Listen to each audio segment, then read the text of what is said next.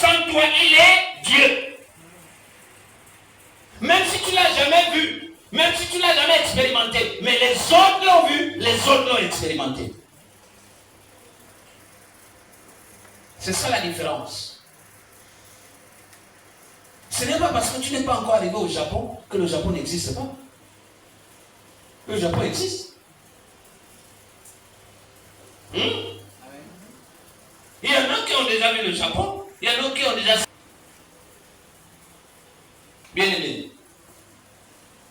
Tous les bruits qu'on entend dans les temples, toutes les frustrations, toutes les méchancetés, tous les dégâts que nous voyons, c'est dû au fait que nous ramassons des excédents de bagages. Quand tu voyages en avion, le règlement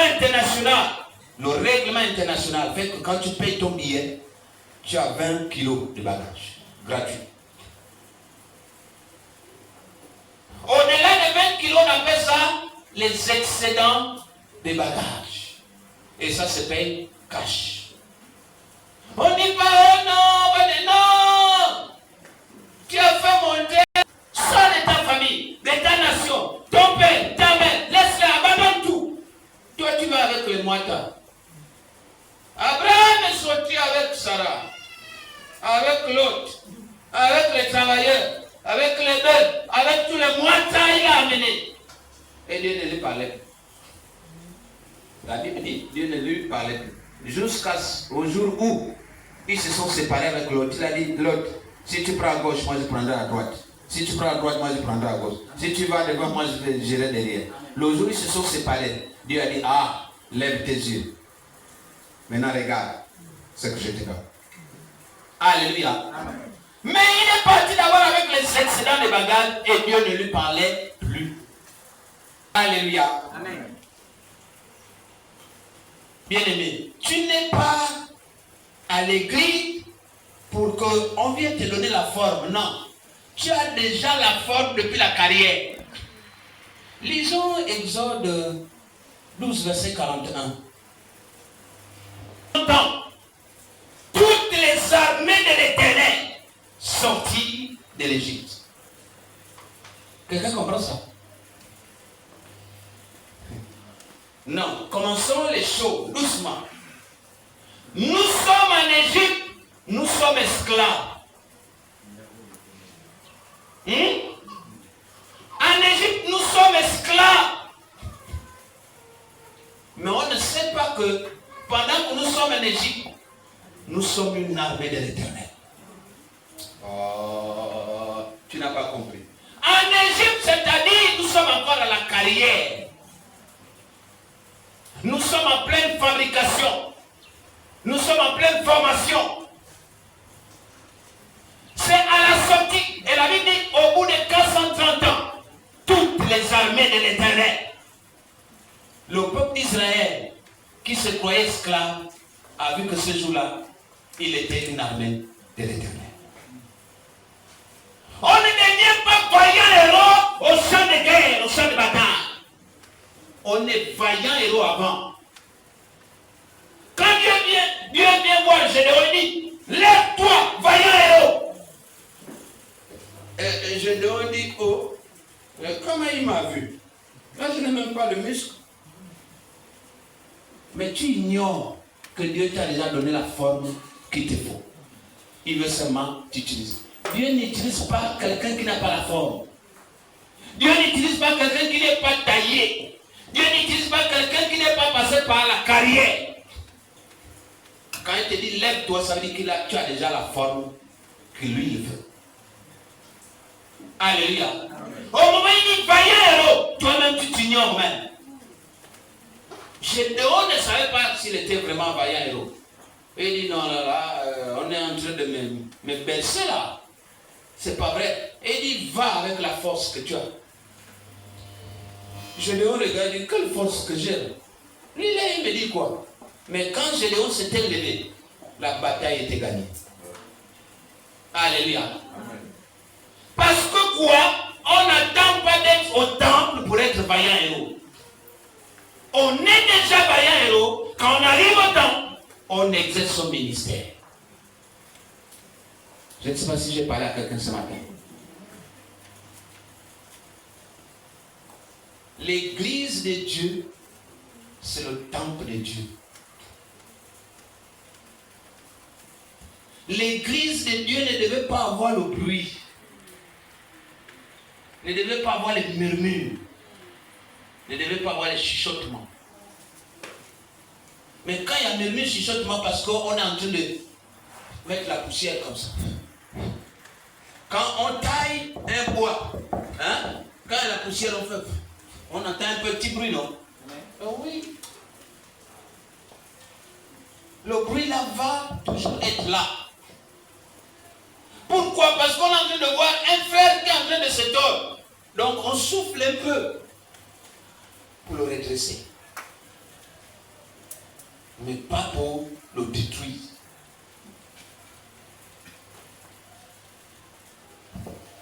Maintenant, si toi tu n'as pas les oreilles aiguisées pour comprendre que les gens sont en train de chercher des solutions, pour tel ou tel qui s'égare, pour tel ou tel qui n'est pas encore redressé, tu vas amener des choses qui n'ont rien à voir avec l'œuvre de Dieu. L'œuvre de Dieu, c'est le calme. L'œuvre de Dieu, c'est le silence. L'œuvre de Dieu, c'est la gloire. La gloire était dans le temple de Salomon. Et la Bible nous dit, la gloire de la seconde maison était plus grande que celle de la première. La gloire rayonnait, la gloire brillait, et le silence régnait. Mais à l'intérieur de ce silence, il y avait des gens qui étaient là, en train de coller les choses, chaque chose à sa place. Chaque pierre à sa place. Quand la pierre n'est pas à la place qu'il faut, on déplace. On dit non, non, non, non, non, non, ce n'est pas là-bas. Voici ta place. On te donne la place qu'il te faut. Tu dois d'abord passer par la carrière avant de te retrouver au temple. Le temple n'est pas là pour te redresser. Le temple n'est pas là pour te donner la forme. Le temple est là pour t'utiliser directement. Le redressement se fait à la carrière. Ça veut dire que quand tu arrives ici, tu dois savoir que tu vis dans un monde où tu dois te mouler aux autres. Si c'est un monde de voleurs, tu es voleur. Si c'est un monde de sorciers, tu es sorcier. Si c'est un monde de vampires, tu es vampire. Si c'est un monde de calme, tu es calme. Mais tu es le seul qui fait le bruit, on entend ton bruit. On entend ton bruit. Si tu es le seul. Alléluia. Amen. Passe d'abord par la carrière. La carrière t'attend. N'abandonne pas la carrière, bien-aimé. Ne méprise pas le bruit du processus. Le temple arrive pour ceux qui acceptent d'être façonnés. Le silence du temple est le témoignage que le travail s'est bien fait à la carrière. Le silence du temple, c'est le témoignage que le travail s'est bien fait à la carrière. C'est pour ça qu'au temple là-bas, c'est calme. Tu as pour prier pour quelqu'un pour 2 ou 3 minutes. Tu dis non, non, non, non, non. Oh, là aussi, lui là aussi nous fatigue maintenant. Et que lui, pour lui, on va prier tous les jours, tous les jours. Non, prie. Alléluia. Ton rôle, si ton rôle c'est de prier, en fait, on t'a pris depuis la carrière là-bas pour t'amener ici pour que tu pries. Ton rôle c'est prier. Prie seulement. Alléluia. Alléluia. Je voudrais simplement conclure mon message. Vous dites ceci. J'ai besoin de... Si j'avais des instrumentalistes, un petit son. On dit que Dieu a besoin de chacun de nous. Personne ne doit être laissé au bord du chemin. Lorsque Bartimée a entendu que Jésus va arriver à Jéricho et va être de passage, même s'il était aveugle, mais il n'était pas sourd, il entendait au moins. Il a crié. Rabbi, Rabbi, fils de David, aie pitié de moi. Et Jésus a dit, on m'appelle. Jésus s'est arrêté. Jésus lui a demandé, que veux-tu que je te fasse? Il a dit que je recouvre la vue. Il a retrouvé sa vue. Mais la Bible nous dit, au verset 53, la Bible nous dit, Bartimée a suivi Jésus sur le chemin. Quel chemin? Le chemin de la vie, le chemin de la vérité. Alléluia. Amen. Mais comment est-ce que Bartimée a tout de suite suivi Jésus sur le chemin? C'est parce que pendant qu'il était là et qu'il mendiait, pendant qu'il souffrait, Dieu a été en train de lui donner la forme qu'il fallait. Tout de suite, dès qu'il a retrouvé la vue, il a suivi directement Jésus. Et il avait sa place. Parce qu'il était déjà taillé. Pendant que tu souffres, pendant que tu as des difficultés, pendant que ça ne marche pas, Dieu est en train de te tailler. Amen. Amen. La souffrance que tu connais, les difficultés que tu connais, les secousses qui sont dans ta vie, c'est la hache de Dieu, c'est le marteau de l'Éternel qui est en train de te tailler. Dieu a besoin de chacun de nous. Dieu veut travailler avec chacun de nous. Dieu veut de toi, Dieu veut de moi.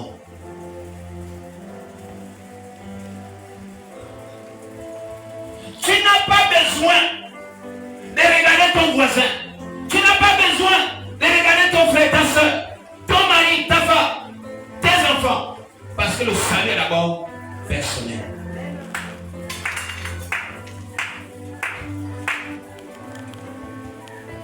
Ton mari qui te dit, oh, tu as vu ça maintenant, il te conduit en enfer. Ta femme qui te raconte l'histoire te conduit en enfer. Détruit même le peu que tu avais. Ton enfant qui te dit, oh, ton enfant est en train de t'embourber. Mais le salut est personnel. Tu compares les messages. Tu compares les dénominations. Tu compares les églises. Tu compares même ce qu'on appelle... Ah, j'ai oublié ce français-là. La liturgie du culte. Mais chaque dénomination a sa liturgie. Il y a des églises où les femmes doivent toujours venir avec les foulards. Où les femmes doivent s'asseoir d'un côté, les hommes de l'autre côté. Est-ce que c'est Jésus qui a laissé ça? Jésus avait séparé les gens. Donc si tu compares ça, tu t'arrêtes sur des futilités qui n'ont rien à voir avec Christ. Il y a des églises où, non, on ne doit pas donner les pièces. Jésus n'aime pas les pièces. Il aime les billets. Est-ce que c'est Jésus qui a laissé ça? Tu t'arrêtes sur des futilités. Il y a des choses qui sont essentielles. Ce qui est essentiel et ce qui devait être commun à tout le monde, c'est que Dieu existe. Dieu est une vérité. Et Dieu est une réalité de tous les jours. Maintenant, nos pratiques là, chacun y va de sa manière. Je peux décider un bon matin, je m'avais puisé l'autre langounier, dit que c'est l'eau du Jourdain, chaque bouteille coûte 10 000. Vous donnez 10 000. Celui qui accepte de donner 10 000, il donne 10 000. Il a dit que c'est l'eau du Jourdain. Et même si c'était l'eau du Jourdain, ça va te faire quoi? L'autre avait dit, mais nous on a des rivières, on a le parpade, on a d'autres rivières, mais je pouvais plonger là-bas. Pourquoi venir plonger seulement dans la boue ici? Nama. Même si c'est l'eau du Jourdain, j'ai l'eau de la bouillée. Mais si tu trouves les églises qui le font, et que ici on ne le fait pas, ne viens pas comparer. Nous là-bas on avait au moins l'eau qu'on vendait. Non, nous on ne vend pas l'eau. Et on ne condamne pas ceux qui vendent l'eau. Leur Dieu leur a montré ça. Quel est le Dieu qui est dans ta tête? C'est chacun qui connaît le Dieu qui est dans sa tête. Lorsque Moïse était sur la montagne et que le peuple s'est révélé derrière pour fabriquer un veau d'or, c'est le Dieu qui était dans leur tête. Ils ne voyaient pas le Dieu qui était dans la tête de Moïse. Ils ne comprenaient pas le Dieu qui était dans la tête de Moïse. Ils ont dit, Moïse avec son Dieu n'a qu'à se débrouiller. Toi, fabrique-nous notre Dieu. Notre Dieu comme ça, comme ça, comme ça, comme ça. Ils ont donné la forme. Chacun a son Dieu. Mais ce qui doit compter, c'est que Dieu existe. Quelle que soit la dimension que tu lui donnes, quelle que soit la place que tu lui donnes, quelle que soit la manière dont tu le vois, il existe. Il réglera les comptes à chacun en son temps.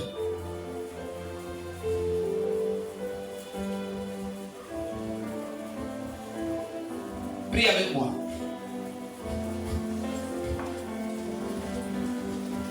Seigneur Jésus. Seigneur Jésus, notre Dieu, notre roi, notre Dieu, notre roi, nous te rendons grâce, pour le temps. Mais aujourd'hui, nous te remercions aussi pour la carrière. Merci pour les moments où tu nous tailles. Même quand cela fait mal, même quand nous ne comprenons pas, pardonne-nous. Lorsque nous résistons au processus, lorsque nous voulons la gloire sans la transformation, pardonne-nous.